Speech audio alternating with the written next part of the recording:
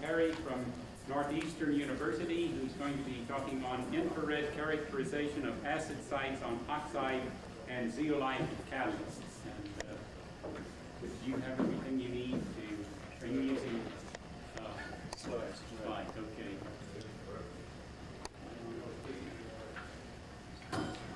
Oh. You might need to try that to see whether they're working, or we need to get some of that. My apologies in advance for the age of some of my slides, which is, I think, in some cases older than half of the audience here. But I can guarantee that not all of these slides have been seen by all of the audience. The first slide, here, let's see what happens. Let's try this. There we go. This slide is to indicate that infrared is one of the earlier tools that were used in surface studies. One of the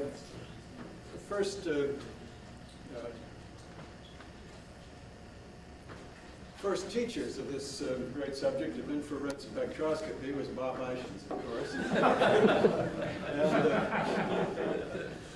The neophytes gathered, watching Bob explain what spectra were all about, included at a fairly late date a good many people in this room, including myself. I came a little late and a little reluctantly to worship at Bob's feet here because I had been working at Chevron. When I was in grad school, I'd been doing gas phase chemical kinetics. It turned out that my gas phase chemical kinetics homogeneous reaction was entirely wall catalyzed. And so I decided that this was a poor field to work in. It was too complicated. And also the Midwest was a poor place to work. It was too cold.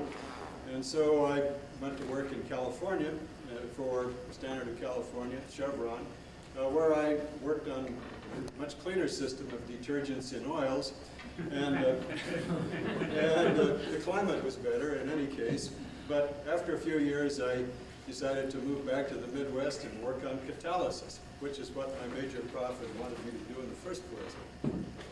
When I got to Indiana, my new group leader said, well, you're going to be working on infrared studies of surfaces, of catalyst surfaces. Bob Ishins has been doing some remarkable work, and I've sold a project to do infrared studies here. Well, gee, I didn't have any experience in infrared, and I said the only infrared spectrometer I'd seen in grad school was one that was being constructed by the guy that shared the lab with me. And this was pretty primitive. It was made out of rock salt prism and plywood box and black paint and everything, and I wasn't inspired to do that, but Perkin-Elmer had just come out with a commercial spectrometer, a couple of them, and the analytical people did have a spectrometer, so I couldn't back out entirely.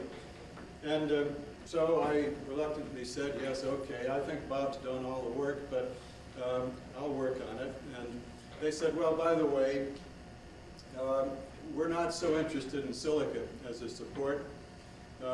We're more interested in aluminum.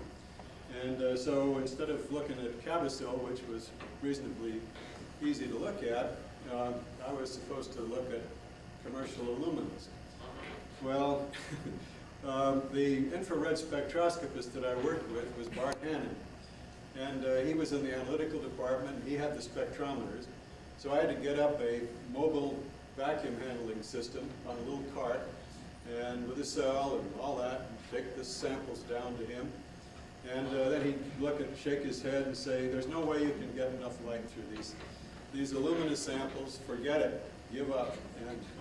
But eventually we got a transparent sample and were able to get spectra. And so after that we kept cranking out more and more work on aluminas and so on. But basically Bob was the inspiration and for a great many of us in this room, and he had already pointed the direction in which we had to follow. So there we are. Now, let's see, next slide.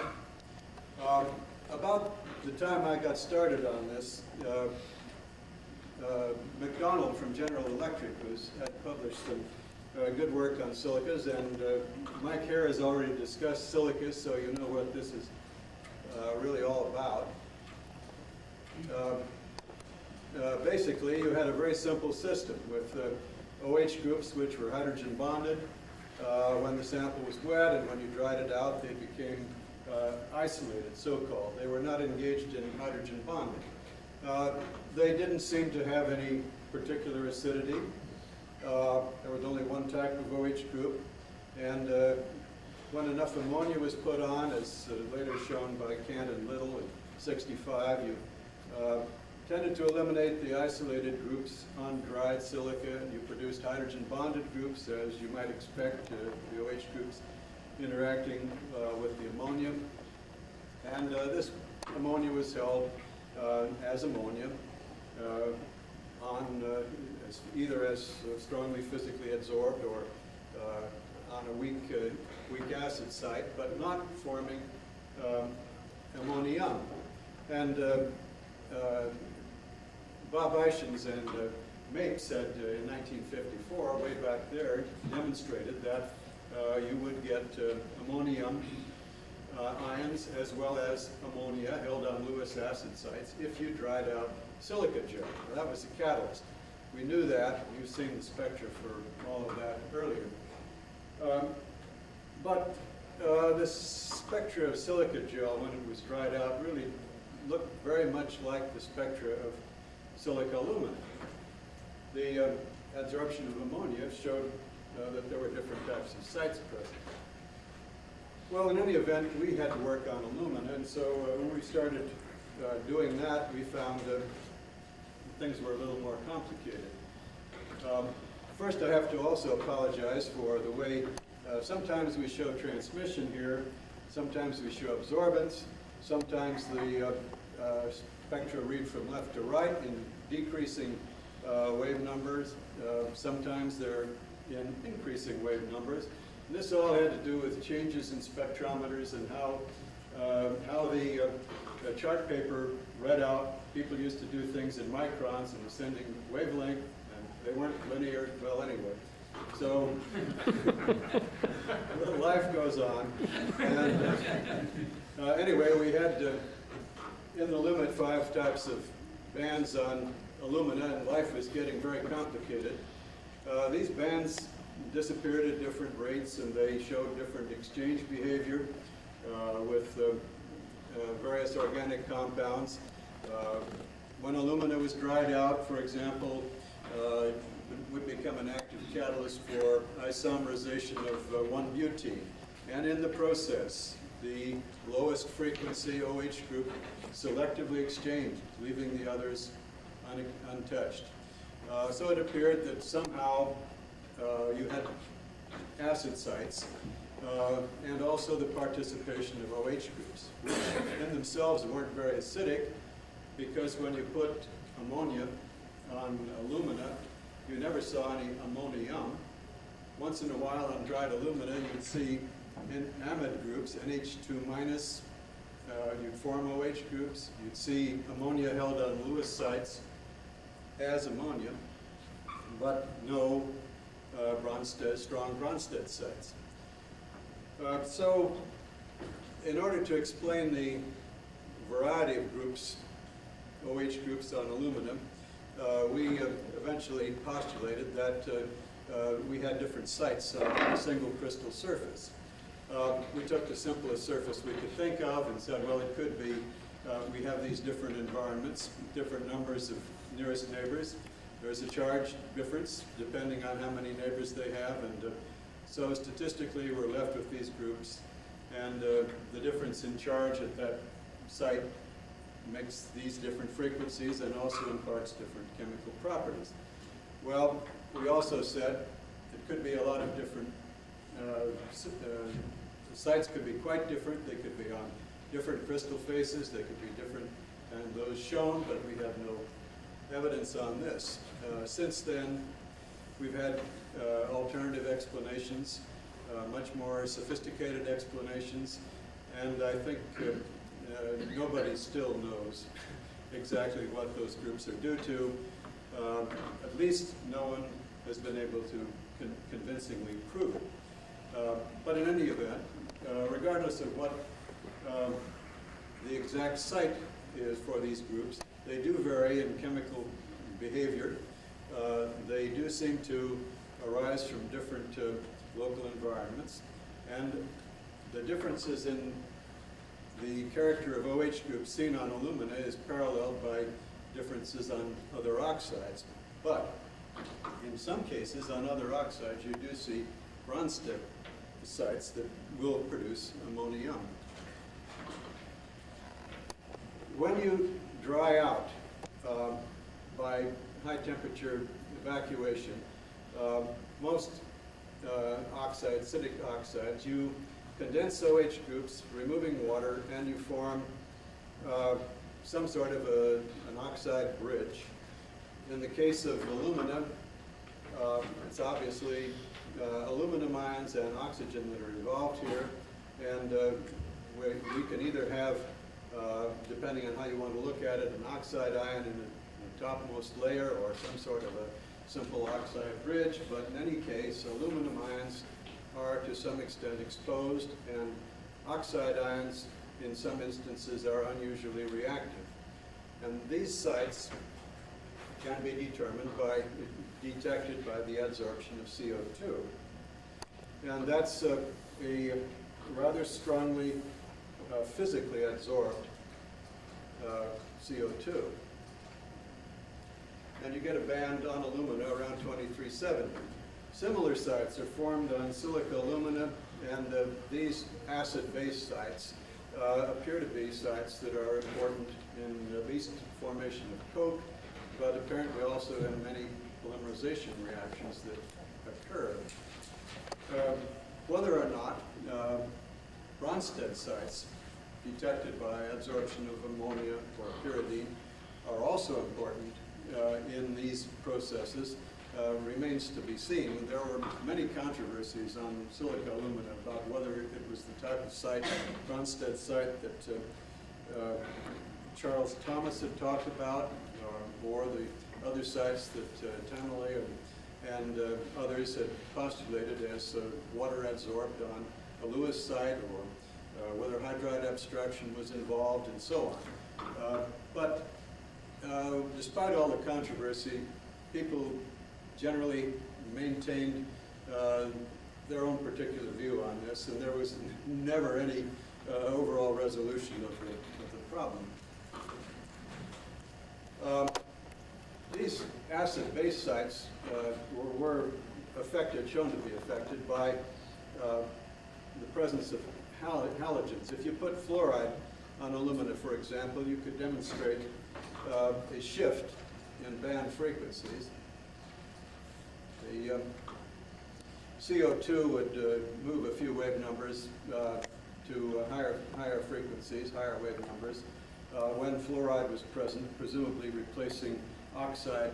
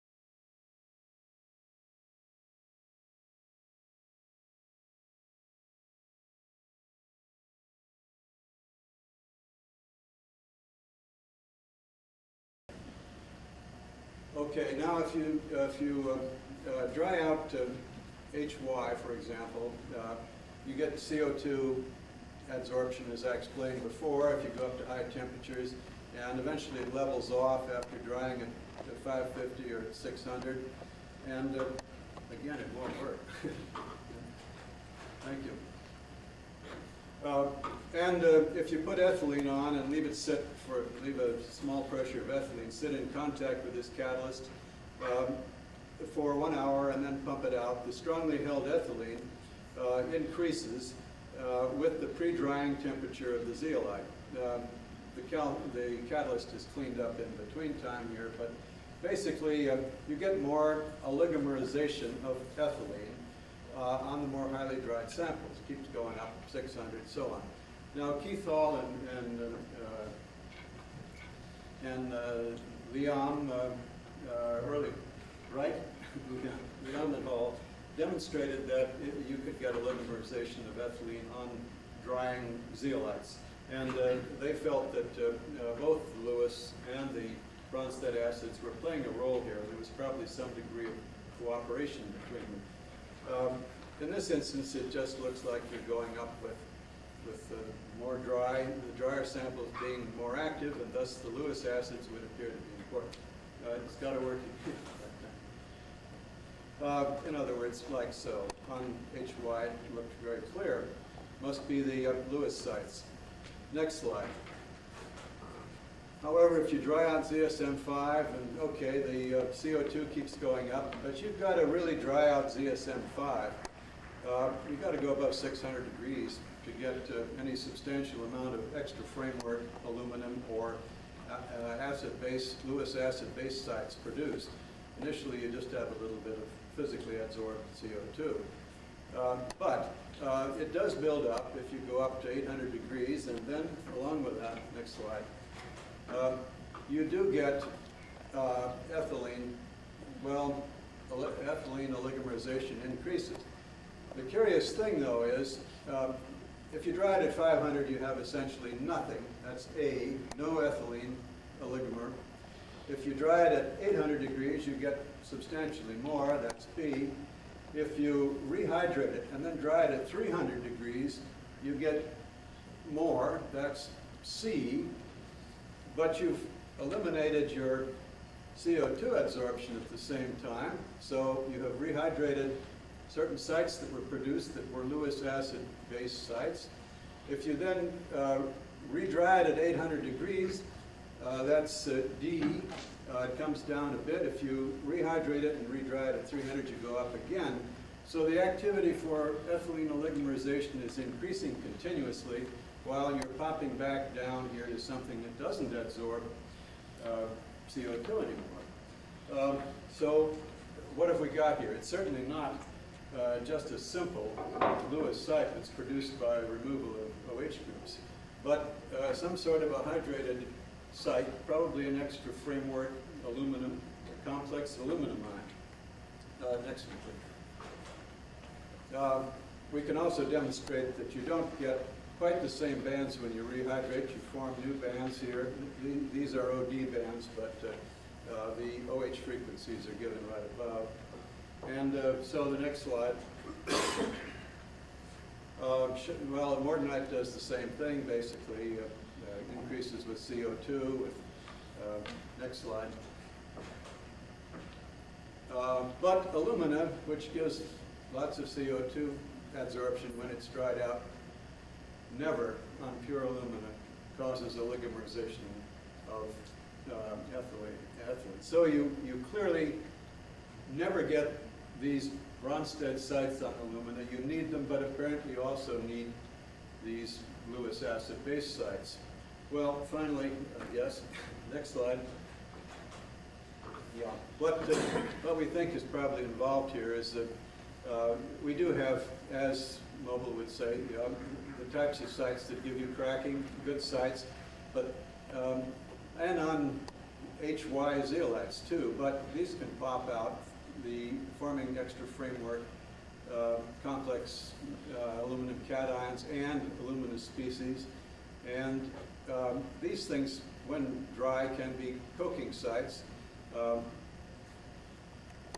you can get reaction actually of this sort, producing these complex cations to balance the charge present when aluminum is tetrahedrally haled. And you can get hydration of these complex cations to form cracking sites, extra framework cracking sites, or you can get coking sites when these things dry out.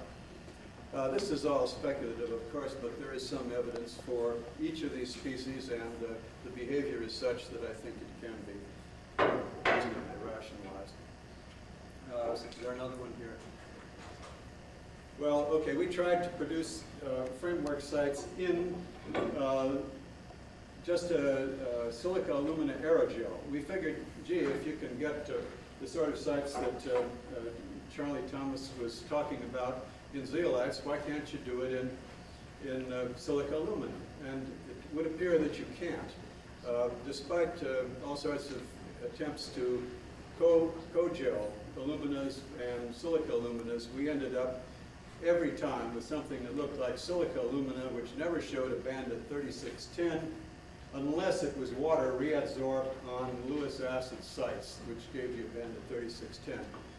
We developed catalytic activity, but the thing we saw here was that you could get NH2 and NH4 plus on this sort of thing, which suggests that what you were doing was to heterolytically split a couple of ammonia molecules so that you had NH4 plus on one, NH2 on the other, and you might conceivably do the same thing with a hydrocarbon, or certainly with other substrates. So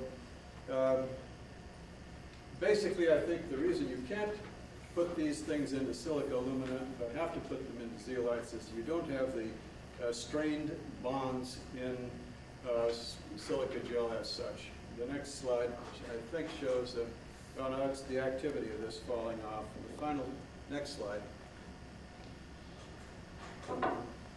Oh, forget that one. Next. Next. No, this one. Yeah. Yes, this is 10 years ago. Baran was showing the difference in bond lengths and angles present in ZSM5. And you see there's a wide range of angles, and these things can be strained, and these strain sites, if you want, where unusual bond lengths or angles are present, can be these sites that will hold the aluminum cations and or other cations like titanium, for example, and produce the acid sites that we presumably want. You can't do that so easily in silica because these configurations are not so fixed. You have more flexibility and a more standard bond angle. Well, I think that's about the size of it, and hopefully we're out of time. All right. Excellent.